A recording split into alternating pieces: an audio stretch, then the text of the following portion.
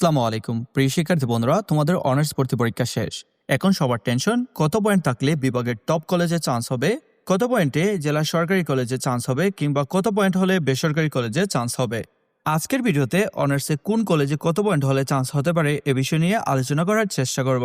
তো student basic চ্যানেলে নতুন হয়ে থাকলে অনুরোধ করব চ্যানেলটি সাবস্ক্রাইব করে পাশে থাকা বেল আইকনে ক্লিক করে রাখবে। তো প্রথমেই তোমাদের অনেকের বড় ভুল ধারণাটা ভাঙ্গি। তোমরা যে এমসিকিউ পরীক্ষাটা দিয়ে আসলে, এবার চান্স কিন্তু নির্ভর করছে মোট 200 মার্কের উপর। তোমার এইচএসসি এবং এসএসসি রেজাল্টের উপর আছে 100 মার্ক, আর বাকি 100 মার্ক এমসিকিউ পরীক্ষা থেকে। আর তোমরা সবাই জানো এই পরীক্ষার ফার্স্ট মার্ক হচ্ছে 35, অর্থাৎ তোমার জিপিএ গোল্ডেন এ প্লাস হোক না কেন, তুমি যদি পরীক্ষায় 35-এর কম পাও তবে কিন্তু তোমার চান্স কোনো কলেজে হবে না। দুঃখের সাথে বলতে হচ্ছে তুমি অটোমেটিক ফেল করবে। এখন প্রশ্ন হলো, তোমার জিপিএ এর 100 মার্ক হিসাব করবে কিভাবে? খুব সিম্পল। এর জন্য এসএসসি এর জিপিএ কে 8 দিয়ে গুণ করতে হবে, আর এইচএসসি এর জিপিএ কে 12 দিয়ে গুণ করতে হবে।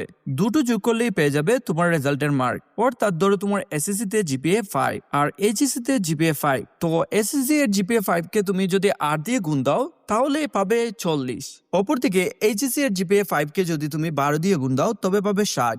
অর্থাৎ 60 আর 40 যোগ করে এখানে কিন্তু তোমার জিপিএ এর 100 মার্ক পেয়ে যাবে। এবার আসো আসল হিসাবে, কারা চান্স পাবে বিভাগীয় শহরের টপ সরকারি কলেজগুলোতে। এই কলেজগুলোতে কিন্তু কম্পিটিশন সবচেয়ে বেশি। তোমার এসএসসি ও এইচএসসি মিলিয়ে জিপিএ যদি 8.50 থেকে 9 থাকে, তুমি কিন্তু চান্স পাওয়ার রেসে অনেক এগিয়ে। তবে ওই যে 100 মার্কের এমসিকিউ পরীক্ষা দিয়ে আসলে সেখানে কিন্তু তোমার অন্তত 65 থেকে 70 প্লাস নাম্বার আসার কনফিডেন্স থাকতে হবে। তুমি ফার্স্ট মেরিট লিস্টে টপ সরকারি কলেজের আশা করতে পারো।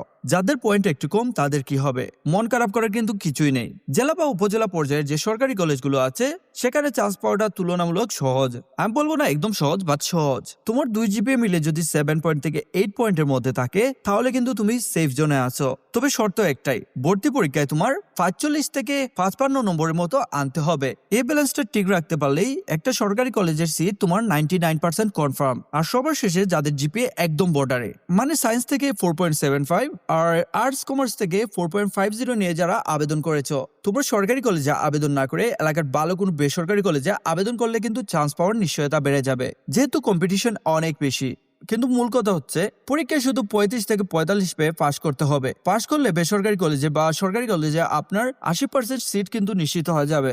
এখন অনেকের মনে হয়তো প্রশ্ন জাগছে, যদি প্রথম মেধা তালিকায় রেজাল্টে চান্স না পাই কিংবা কলেজ বা সাবজেক্ট পছন্দ না হয় তাহলে কি করব? আচ্ছা, এটা বলার আগে একটা কথা বলতে চাই, যারা চ্যাট জিপিটি, জেমিনি বা আরো এআই খুবই কম দামে কিনতে চাও তারা নিচে ডিসক্রিপশনে থাকা হোয়াটসঅ্যাপ নম্বরে যোগাযোগ করতে পারো। তো এখন চলে যাও যাক আগের প্রশ্নে, যে প্রথম মেধা তালিকার রেজাল্টে চান্স না পেলে কিংবা কলেজ বা সাবজেক্টের যদি পছন্দ না হয় তাহলে কি হবে? আসলে এসব নিয়ে টেনশন করার কোনো মানেই নেই। তুমি যদি প্রথম মেধা তালিকায় চান্স না পাও তবে তোমার 200 মার্কের রেজাল্টের ভিত্তিতে দ্বিতীয় মেধা তালিকার রেজাল্ট দেওয়া হবে, সেখানে তোমাকে আবেদন করতে হবে না। আর তোমার যদি প্রথম মেধা তালিকায় সাবজেক্ট পছন্দ না হয় তবে কিন্তু তুমি প্রথম মেধা তালিকায় বা দ্বিতীয় মেধা তালিকায় মাইগ্রেশন করতে পারো। মাইগ্রেশন করলে সাবজেক্ট চেঞ্জ হওয়ার পসিবিলিটি 80% থাকবে। দ্বিতীয় মেধা তালিকার পর যাদের কোটা রয়েছে তারা কোটা মেধা তালিকায় অ্যাপ্লাই করতে পারবে। আর দ্বিতীয় মেধা তালিকায় বা কোটা মেধা তালিকায় যদি তোমার চান্স না হয় তবে প্রথম রিলিজ স্লিপ এবং দ্বিতীয় রিলিজ স্লিপ দেওয়া হবে। আর রিলিজ স্লিপে তুমি নতুন করে ফার্স্ট কলেজে আবেদন করতে পারবে। যাদের কলেজ পছন্দ হবে না তারাও কিন্তু রিলিজ স্লিপে আবেদন করতে পারবে যদি তুমি প্রথম মেধা তালিকা বা দ্বিতীয় মেধা তালিকা ভর্তি না হও। আর এইসব আবেদন প্রসেসে কিন্তু 1 টাকাও খরচ হবে না, অর্থাৎ দ্বিতীয় মেধা তালিকা থেকে শুরু করে দ্বিতীয় রিলিজ স্লিপ পর্যন্ত 1 টাকাও আবেদন ফি লাগবে না। তো এই ছিল আজকের ভিডিও। আপনাদের অনার্স রেজাল্ট কবে দিবে জানতে বামের ভিডিওটি দেখে নিতে পারো, আর ডিগ্রি ভর্তি নিয়ে জানতে ডানের ভিডিওটি দেখে নাও।